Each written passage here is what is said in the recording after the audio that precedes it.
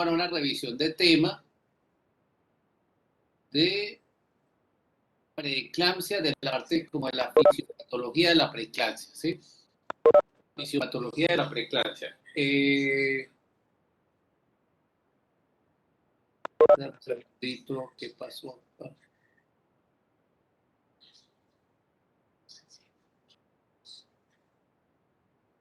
Saca. Preeclampsia.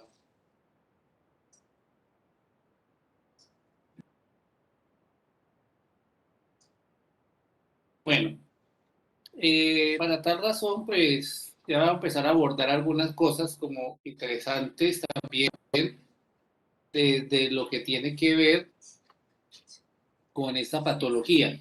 Pero vamos a ir un poquito como al evento fisiopatológico. Un momentico, antes de eso, apenas hablamos de biología molecular del trabajo de parto y hablamos de trabajo de la fisiología de la contracción uterina, ¿cierto? Nosotros hemos hablado de la fisiología del embarazo o ya hablamos de eso, ya no me acuerdo.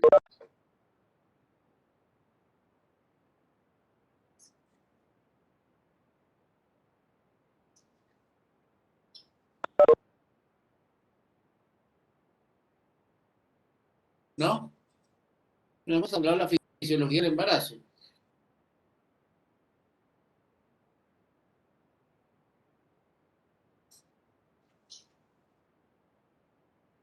Doctor, Hola, ¿me escucha?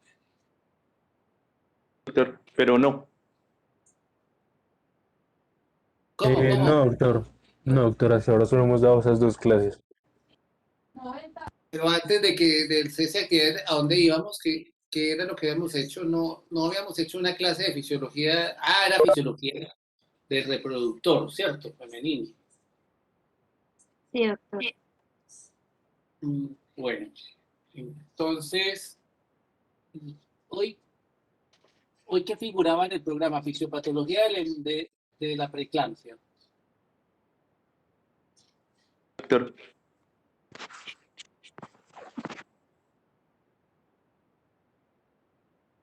Yo creo que no podemos pasar de la preeclampsia sin haber pasado por la fisiología del embarazo.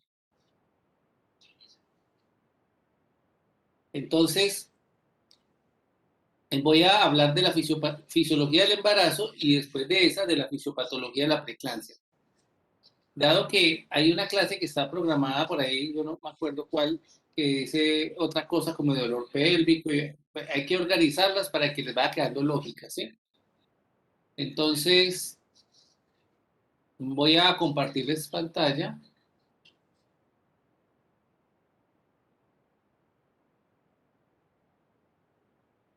Y hablaremos de la fisiología del embarazo. También existe una fisiología que es propia del embarazo. Y es muy importante como tenerla en cuenta, conocerla para cuando lleguen a clínicas ya la tengan clara, pero esto es de la fisiología. Se llaman cambios anatomofisiológicos que suceden en el embarazo.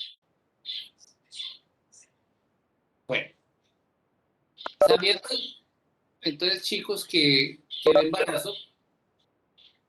esperen, yo no le he dado para grabar, entonces vamos a grabar.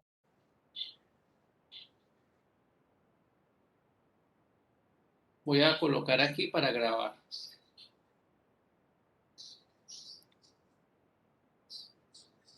Aquí estamos en la clase de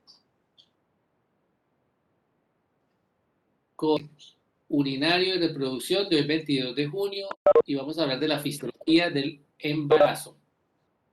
Entonces, dentro de la fisiología del embarazo, chicos, pues vamos a tener en cuenta que desde el punto de vista científico esto es un fascinante mundo y un fascinante acontecimiento de lo que sucede en el embarazo desde el punto de vista de los cambios que uno espera.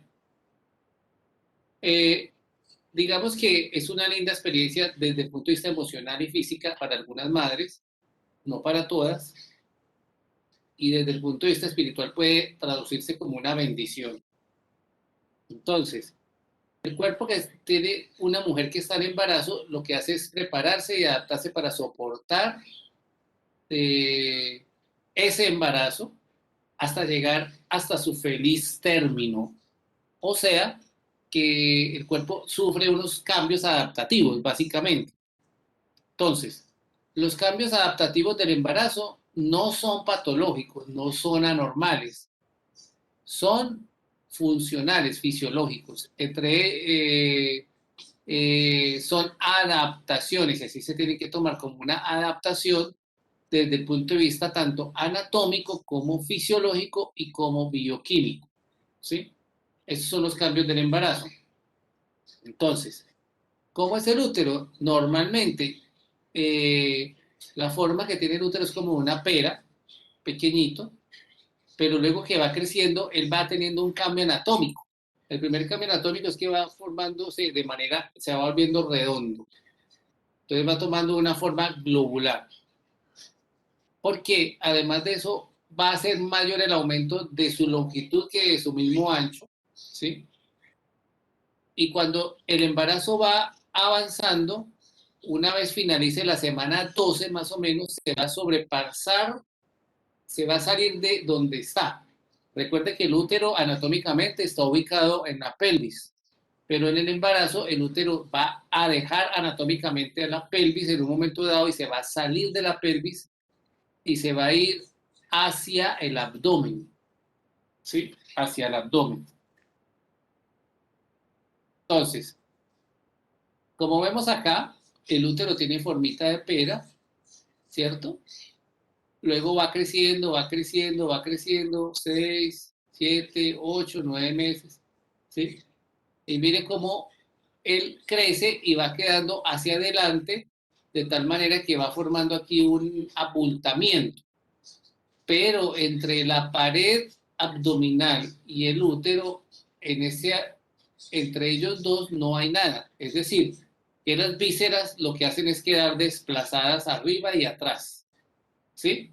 Las vísceras se desplazan arriba y atrás hasta alcanzar el hígado. Pero el útero queda en contacto con la pared anterior. ¿Listo? Por esa razón es que nosotros hacemos una cesárea y no vamos a encontrar delante ninguna asa intestinal. De una vez encontramos el útero. Bueno, para recordar que la irrigación del útero está dada por la arteria uterina, ¿sí? La arteria uterina es quien se encarga de dar la irrigación del útero. ¿Alguien se acuerda de quién es rama la arteria uterina?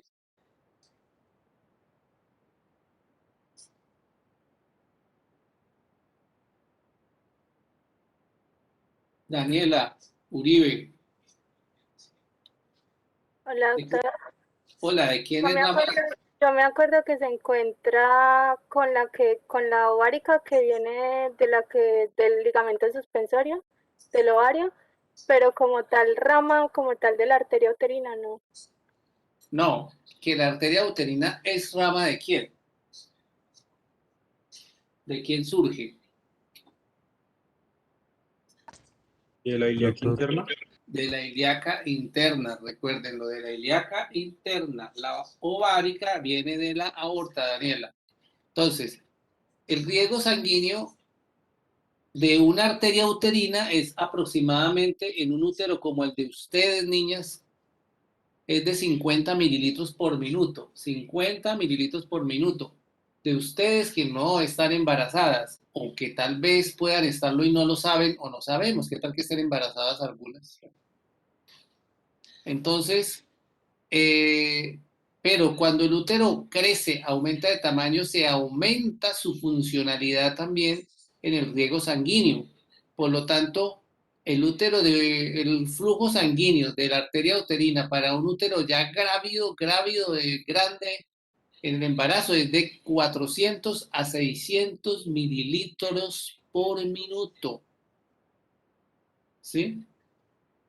Entonces, hay un aumento continuo del riego sanguíneo.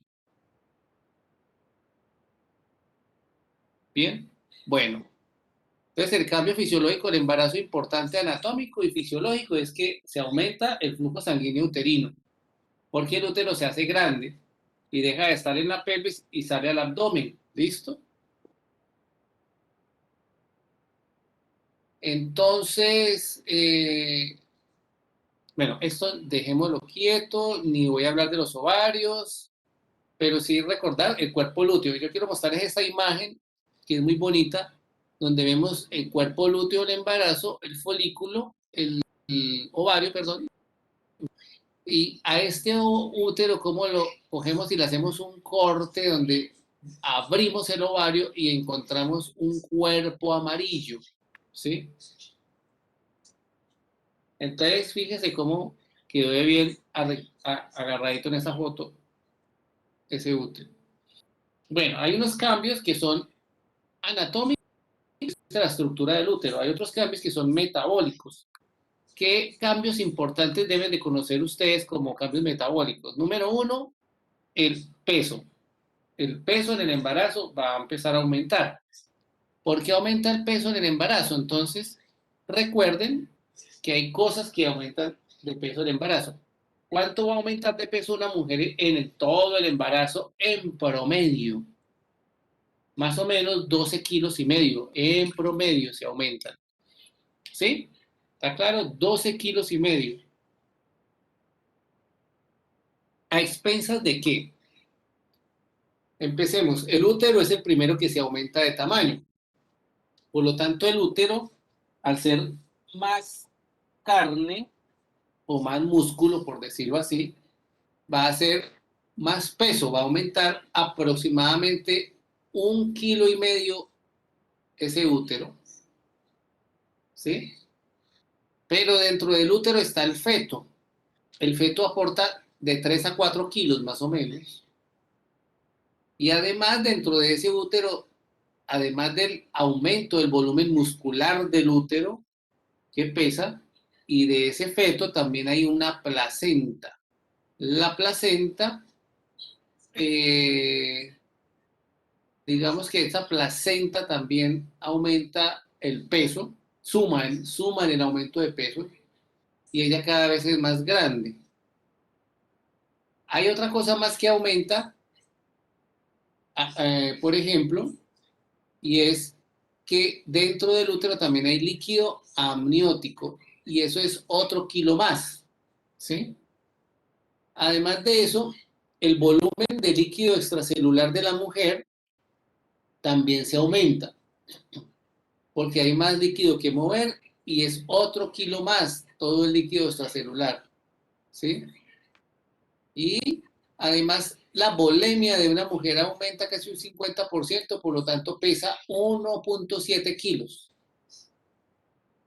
Todo eso tiene que aumentarse de manera normal, pero aumenta también el tamaño de las mamas y ese se dice que es casi 800 gramos. Y lo mismo, por último, a la mujer se le puede aumentar el tejido adiposo. ¿Sí? Normalmente podría aumentarse hasta 4 kilos de tejido adiposo, pero mientras más hamburguesita coma, más tejido adiposo va a aumentarse. ¿Sí? En todo caso, lo que quiero decirles es que es normal que una mujer embarazada aumente de peso y que por todas estas razones pueda aumentar hasta 12 kilos y medio. Ahora, no es normal que ya aumente 18 kilos. Hay que ver a expensas de qué tiene más kilometraje. Por ejemplo, de un bebé demasiado grande, ¿cierto? O por ejemplo, de qué más puede estar dependiendo el aumento de peso. A ver, ¿quién habla? De gemelos o trillizos o Por embarazo. ejemplo, eso, por ejemplo, si son 2 bebés. ¿O qué más?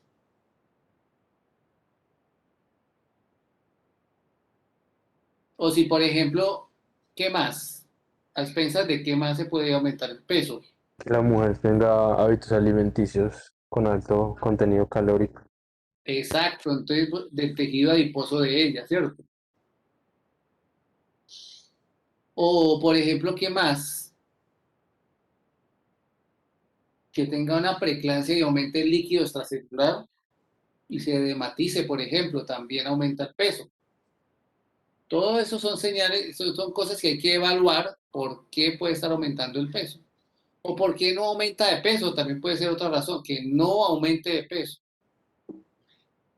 Bien, entonces, digamos que el aumento acumulativo de peso a las 40 semanas es 12 kilos y medio. Aquí vemos esta tablita de aumento de peso. Ahora, si ya la mujer va a tener 12 kilos y medio, pero en el primer trimestre, pues algo está pasando, ¿cierto?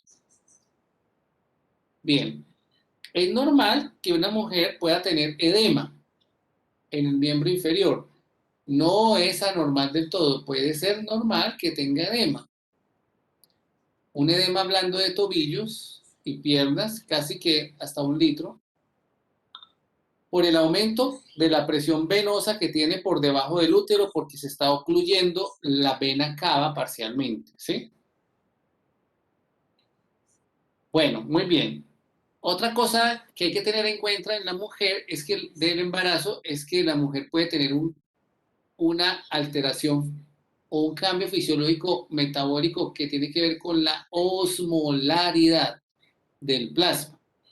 La osmolaridad del plasma puede variar y puede caer de 288 miliosmoles por kilo a 278 miliosmoles por kilo, o sea que puede caer 10 miliosmoles, en 10 miliosmoles la osmolaridad del plasma. Por esta razón es que nosotros usamos algo más parecido a esa osmolaridad en el embarazo, que sería mejor que la solución salina, el lactato de Ringer. ¿Sí?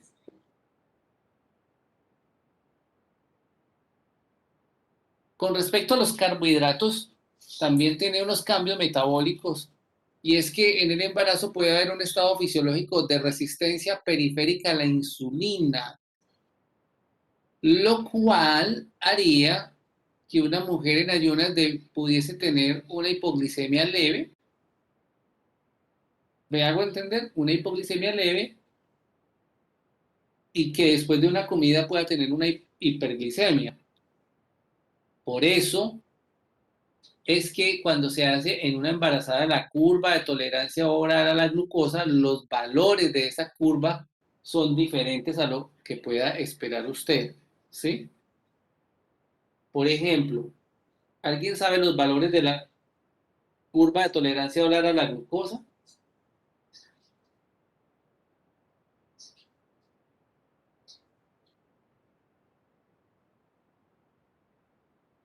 Normales en el embarazo, ¿cuáles son?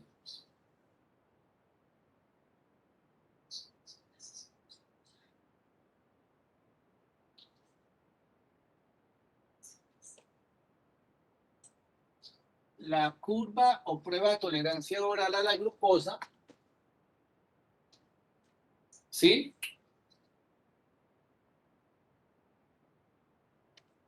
PTOG, normalmente es una prueba que se hace en el control prenatal a las 28 semanas.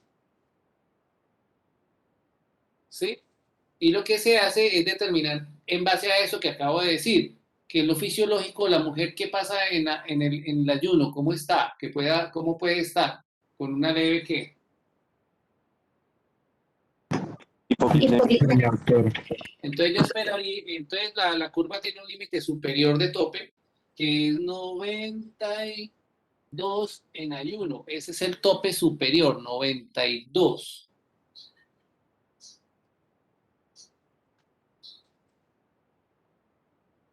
¿Se ve ahí? 92. Sí, doctor. Listo, 92. 92 en ayuna, miligramos de cilitro. Pero tiene tendencia a la hipoglicemia. En cambio, en una persona no embarazada, si usted tiene usted puede tener más de 92. ¿Hasta cuánto? En una no embarazada. En ayuno, ¿cuánto es normal? ¿Hasta qué? 110, doctor. Y aquí lo bajamos hasta 92 por esa hipoglicemia. Cuando come una hora después de darle una carga de 100 gramos, puede llegar a tener 180 dada la hiperglicemia de ella postprandial.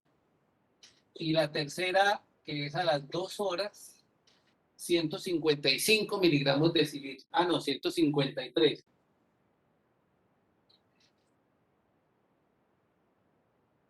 Esto es en ayuna, en la primera hora y 2 horas postcarga. ¿Listo? Entonces, una mujer embarazada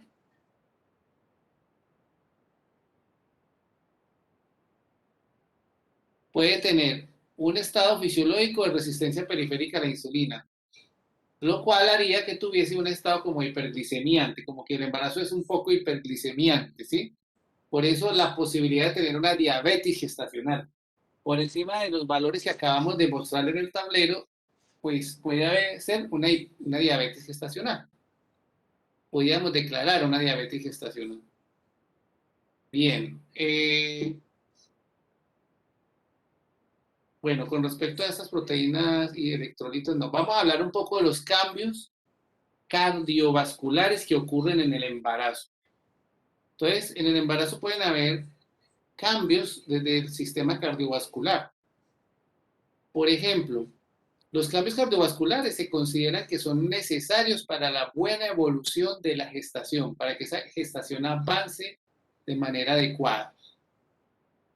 Esos cambios cardiovasculares incluyen un aumento del gasto cardíaco. El aumento del gasto cardíaco casi que está 50% por encima de los valores previos al final del embarazo. O sea que el gasto cardíaco se aumenta al 50% más. ¿Qué le pasa a la distensibilidad vascular? Que se aumenta, o sea, que se distienden más los vasos. Por lo tanto, cae la resistencia vascular sistémica y cae la poscarga. ¿Sí? ¿Qué le pasa al líquido extracelular? Se le aumenta. Todo eso es normal y aumentar, si se aumenta la precarga más o menos un 40%. Entonces, son cambios fisiológicos del embarazo. Ahí vemos en la línea roja cómo vemos el aumento del volumen de plasma. ¿Sí? Pero fíjense qué pasa con el verdecito. El verdecito viene representando la masa de eritrocitos. ¿Cuándo empieza a aumentarse la masa de eritrocitos? Después de las 20-24 semanas, ¿sí ven? Empieza a aumentar la cantidad de eritrocitos. Por lo tanto, al principio se aumenta el plasma, más no se aumenta la masa eritrocitaria. Por eso, ¿qué va a pasar? ¿Alguien sabe qué puede pasar si se aumenta el plasma, pero no aumenta la masa eritrocitaria? La anemia dilucional, doctor. Exacto. Sí, señora, la anemia dilucional, precisamente, sí. Eso es un cambio fisiológico del embarazo. O sea, en el segundo trimestre es normal encontrar anemia dilucional. Ya en el tercer trimestre se iguala, pero es en el segundo trimestre. Bueno, recordemos que el gasto cardíaco es igual a la frecuencia cardíaca por el volumen latido. Esta es una vieja fórmula que ustedes conocen desde hace rato. Entonces, el gasto cardíaco es la frecuencia cardíaca por el volumen latido. El volumen latido depende de 3 cosas. ¿Quién me dice cuáles son las 3 cosas del volumen, de las que depende el volumen latido?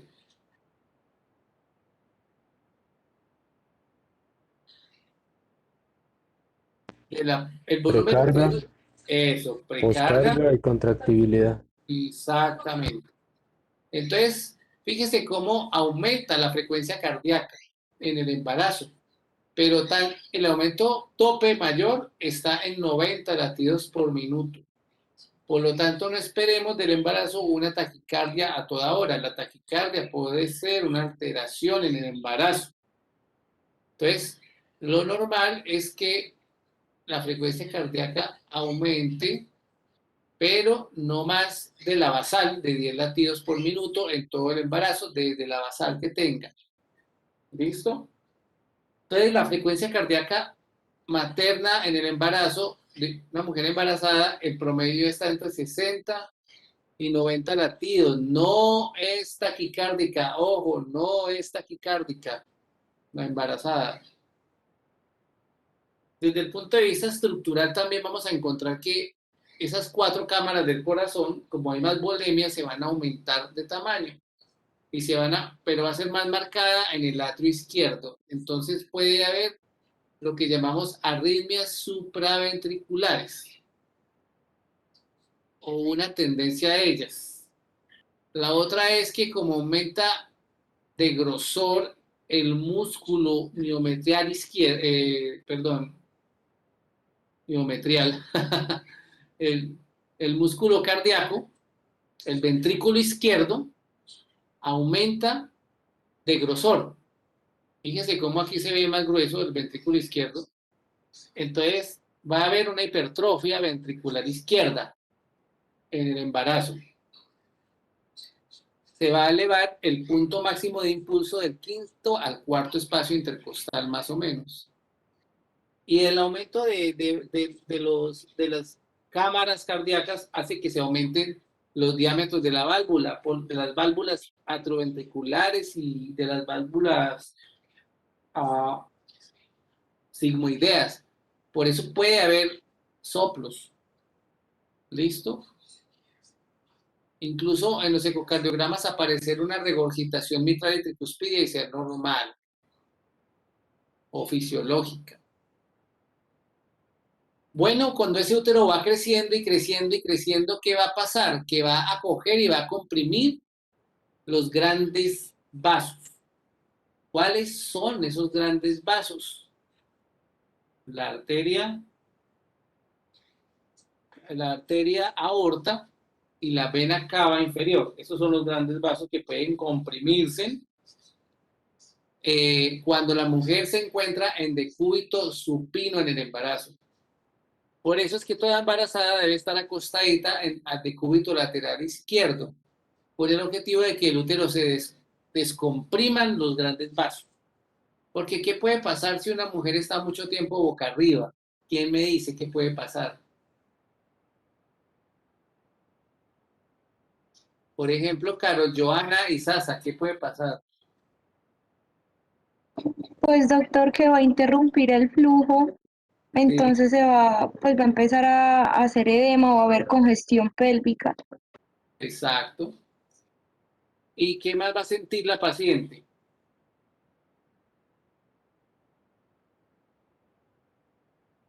Va a sentir que se desmaya estando boca arriba, acostada.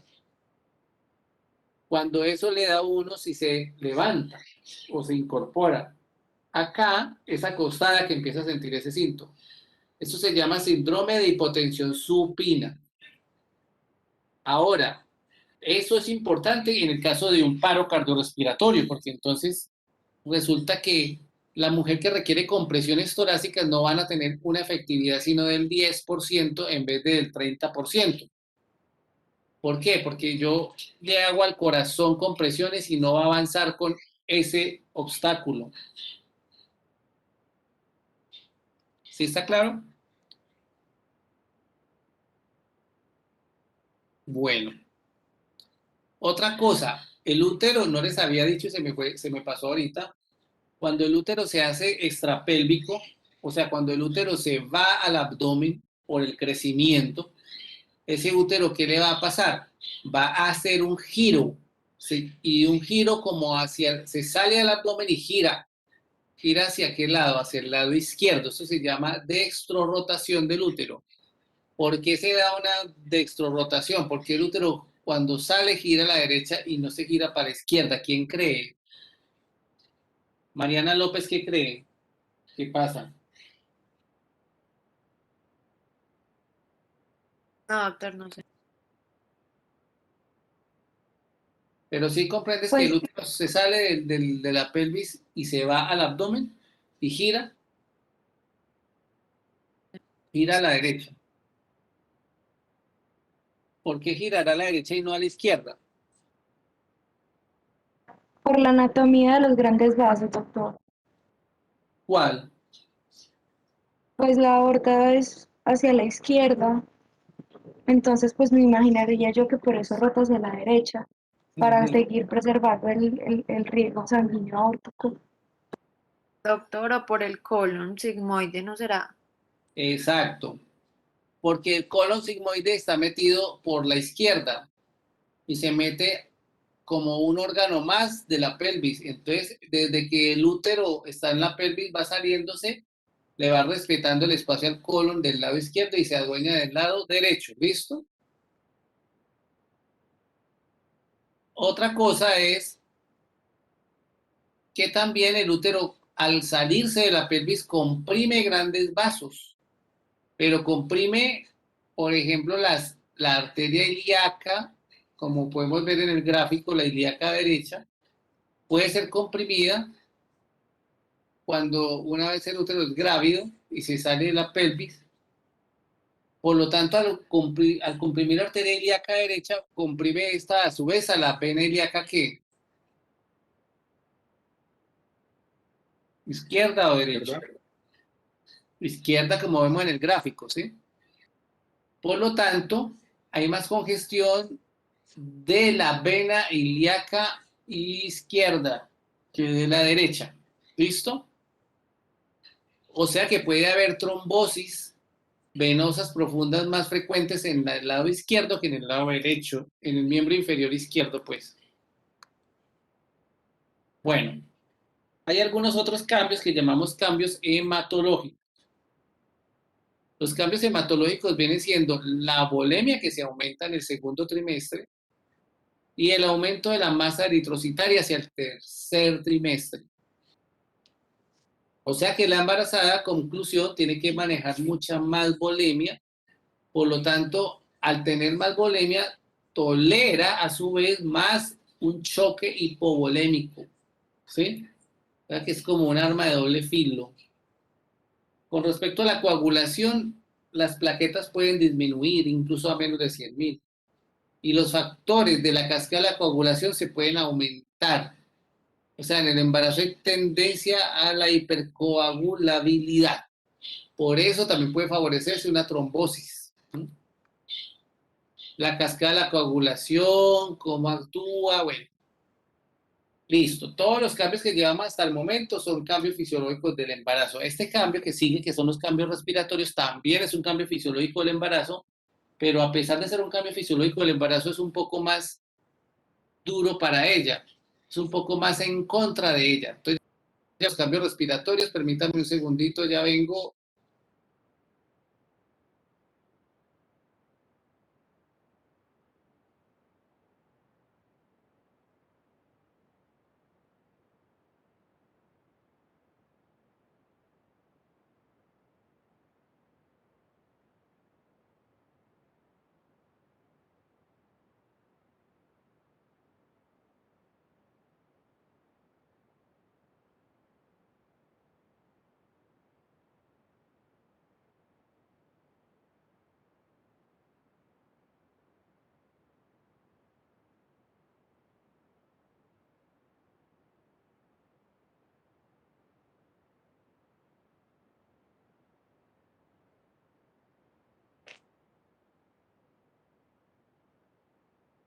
Bueno, los cambios respiratorios que se dan en el embarazo son unos cambios fisiológicos, pero curiosamente, a nivel respiratorio, pareciera ser que están más en contra de la mujer embarazada que en favor de ella. Porque cuando una mujer embarazada tiene cambios respiratorios, su capacidad respiratoria disminuye. Porque vea, el bebé crece y el músculo diafragma se eleva. Y se eleva tanto que restringe un poco los pulmones, pues por decirlo así. Y puede requerir más saturación. Entonces, requerirla. Por eso cualquier patología a nivel del sistema respiratorio puede afectar seriamente a la paciente. Un ejemplo de eso es el caso de los tromboembolismos pulmonares, que son casi mortales, y por ejemplo el mismo COVID, el COVID-19, que tiene un compromiso respiratorio importante. En el caso de nosotros aquí, no sé si ustedes sabían, muchachos, pero ya tenemos, hasta el momento, nos han muerto 3 embarazadas COVID, ¿sí? porque ya después de que empieza a afectarse la capacidad respiratoria, en ella se la lleva muy rápido. Hemos tenido muchos pacientes con COVID de todas maneras. Bueno, ¿cuáles son los cambios anatómicos? Número 1, que los diámetros de la caja torácica disminuyen en su eje vertical interno, ya es menor, cae más o menos 4 centímetros el eje vertical interno y hay una elevación del diafragma de aproximadamente 4 a 7 centímetros por la ocupación que tiene el bebé dentro del útero. La respiración de la mujer se hace un poco más torácica, ¿sí? El diámetro circunferencial del tórax de la embarazada puede aumentar 6 centímetros. Las costillas son un poco más horizontalizadas y hay una elevación del ángulo subcostal más o menos a 103 grados. Entonces, como podemos ver acá, las modificaciones desde la semana 8 a nivel respiratorio empiezan. ¿Qué está disminuido, por ejemplo? El volumen de reserva expiratorio disminuye un 25%, fíjese eso. El volumen residual disminuye un 15%, la capacidad pulmonar total cae un 5%, sí se aumenta el volumen corriente un 45%, y la ventilación minuto también aumenta un 45%. En conclusión, con todos estos cambios anatómico-fisiológicos respiratorios, la reserva de oxígeno materno puede estar disminuida, lo que hace que la mujer tenga poca tolerancia a la hipoventilación y a la apnea. Mientras que la mujer con la parte cardiovascular es al contrario, tiene mucha tolerancia al choque porque tiene mucha volemia, pero acá hay poca reserva de oxígeno y por eso no tolera mucho la hipoventilación y la apnea. Entonces, otro cambio anatómico importante es que en la mujer embarazada es más difícil de intubar, ¿sí? La vía aérea es más difícil. Se considera lo que llaman los anestesiólogos Malampati 4, es decir, de la mayor grado de dificultad. ¿Por qué? Porque la faringe, la laringe y la tráquea tienen edema normal, pero lo altera mucho. La epistaxis puede estar presente y el mayor riesgo de broncoaspiración. O sea, la vía aérea en la embarazada es 8 veces más difícil que en la no embarazada. Bien, ¿hasta aquí va alguna pregunta? ¿Hasta aquí hay alguna pregunta? Doctor, entonces eso de la vía aérea solamente por edema, ¿Qué? que la vía aérea es más difícil en las embarazadas es porque genera edema de faringe, laringe y tráquea. Para intubar es más difícil porque hay edema de faringe, de tráquea y edema de toda la vía respiratoria. Pero además sangran fácil, tienen epistaxis, congestión de la mucosa nasal. Porque además la vía aérea tiene riesgo de broncoaspirarse y hay edema de las cuerdas vocales, sí, esas 4 cositas.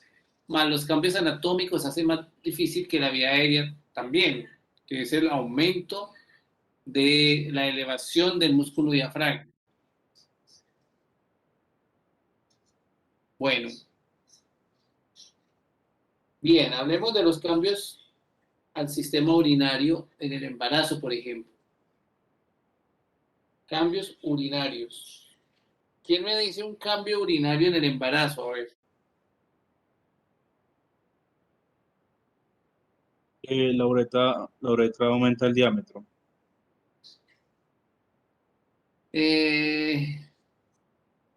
Puede ser. La éstasis de la orina, ¿Por qué? porque pues como se está comprimiendo también la vejiga y los uréteres y todo el sistema excretor, entonces la orina puede tender a volver a subir hacia el riñón. Y además recuerden entonces que si el útero se sale de la pelvis, va a dextrorotar. ¿Recuerdan que les dije que dextrorotaba? Y cuando dextrorota, pisa los grandes vasos, pero también pisa otras estructuras, como por ejemplo, ¿cuáles? El mismo uréter, pero el uréter derecho un poco más que al izquierdo, o sea, el uréter derecho puede tener compresión, lo cual puede hacer que haya una hidronefrosis derecha. ¿Listo? Entonces aquí tenemos, además que el tamaño de los riñones, digamos que se aumenta casi que un centímetro más en sí, que puede haber una dilatación pielocalecial mayormente del lado derecho, por eso. Entonces es normal encontrar una hidronefrosis derecha en el embarazo y no ser patológica. La función renal va a aumentar un 50% normalmente en el embarazo. Esto con el objetivo de declinar, de purificar de la creatinina un poco, que tal bien va a disminuir la creatinina sérica, va a empezar a disminuir un 50%. Va a empezar a disminuir un qué? La creatinina.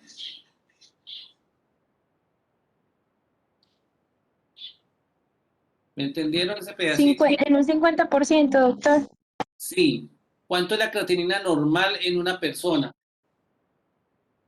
Menor de 1. Los valores. De 0,4 a 1. Digamos que en promedio 1. Y entonces en el embarazo va a quedar en cuánto más o menos. De 0,4 a 0,8. En promedio 0,5. ¿Sí? 0,5. Bien. Entonces, por eso la creatinina en el embarazo también disminuye. La creatinina sérica. Bien.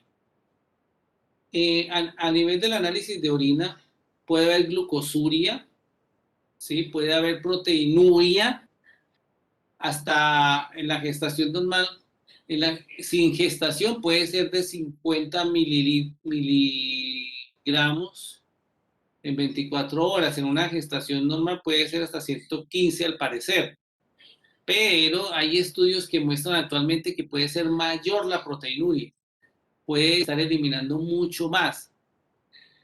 Tenemos un corte que dice actualmente que es de 300 a 4, perdón, de 300 miligramos de cilitro en 24 horas.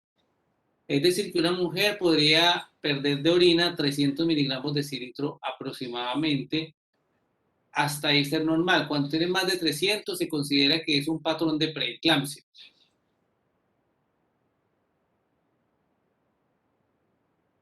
Los uréteres también pueden dilatarse un poco, más que todo el del lado derecho. La vejiga puede elevar el trígono vesical, etc. Entonces, bien, ¿alguna pregunta hasta allí con esta parte de estos cambios fisiológicos del embarazo?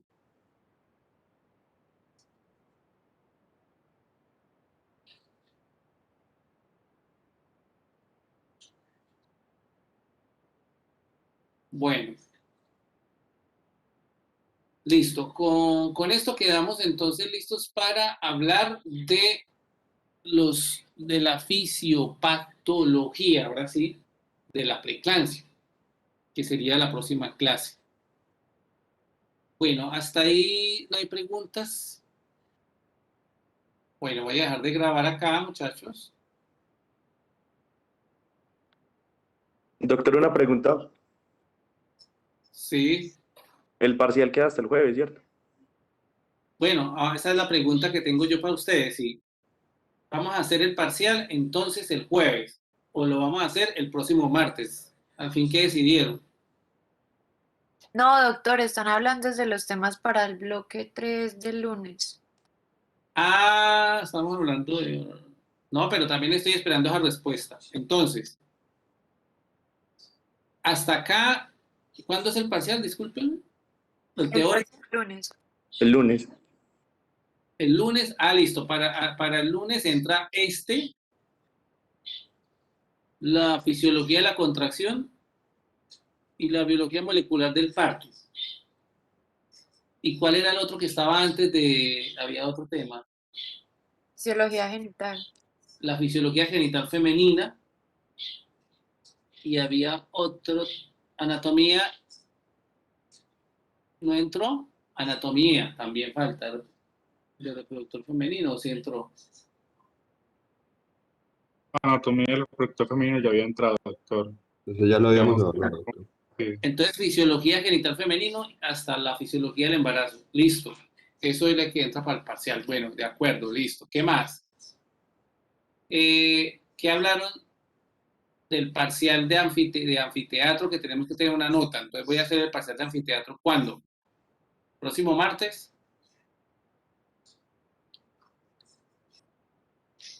¿O próximo? Sí, próximo martes puede ser.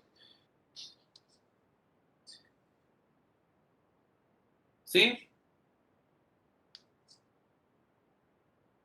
Lo otro, que este jueves, ¿qué es lo que pasaba? Doctor, ¿y si hacemos el parcial de anfiteatro el 9? ¿Cuál 9? ¿9 de qué? Hoy estamos... Doctor, el 9 de julio, ¿qué es? Perdón, el 8. Espere.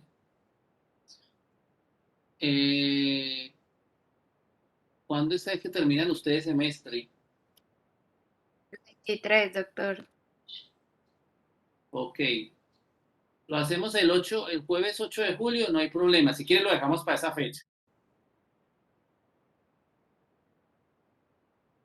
Si están de acuerdo, coloquen una reacción ahí en cadena, una reaccioncita. Doctor, es que están diciendo es que tenemos el viernes, tenemos el 9, tenemos el COE, entonces pues sería mejor hacerlo el 6 para pues tener esos otros 2 días para estudiar para el COE. El 6 de julio, que sea el martes. Bueno, entonces el 6 de julio, listo. ¿Están de acuerdo que sea el 6 de julio? Reacciones. Una manito, una cosita. 6, bueno, listo. Veo que todos tienen cara de 6 de julio. Si hay alguno que no esté de acuerdo, pues diga. Bueno.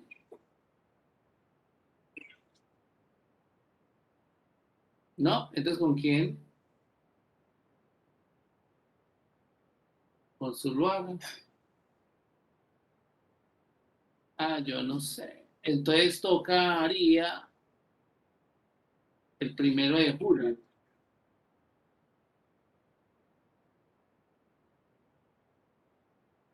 ¿Cómo así? ¿En serio?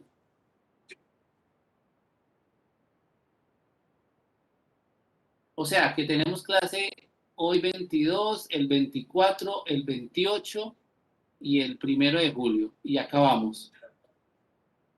Yo pensé que porque vi que había clases hasta todo de ahí para adelante. Estoy equivocado.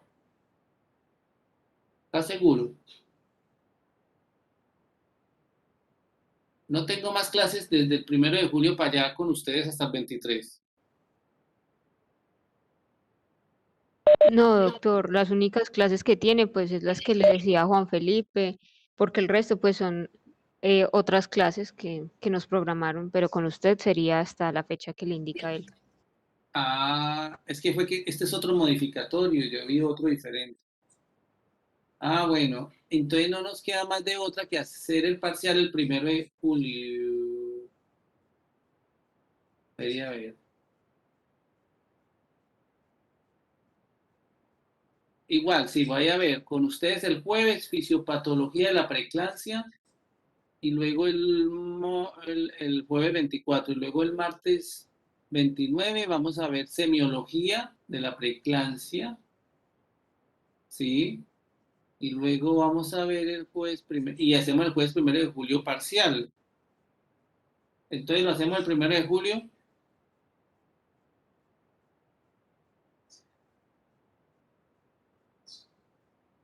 Fue que nos quitaron clases.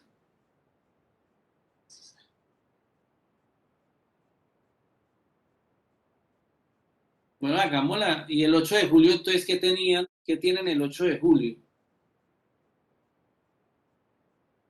Sé que el COE es el 9. ¿También? Ah, bueno. No. Bueno, entonces el 1 de julio hacemos el parcial de anfiteatro. ¿Parece? ¿De acuerdo? Hable ahora o calle. Doctor, no, a mí no me parece porque el viernes tenemos final ¿de qué es? De fundamentos con la doctora Curtidor y tenemos, No importa, creo que el SERI. no importa, tienen parcial. Es que también Doctora, tienen parcial de anfiteatro. es que digamos el 6, el doctor Ambra dijo que él no iba a necesitar todas las horas que le habían puesto en el horario, entonces de pronto podríamos decirle que si el 6 nos deja hacer el parcial de anfiteatro. Pero al 6, ¿a qué horas tiene el doctor Ambra? ¿A qué horas tiene el 6 el doctor Ambra?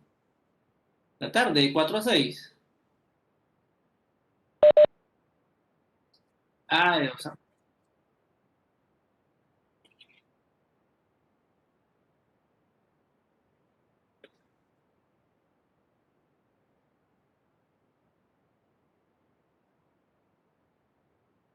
bueno, listo, hágale.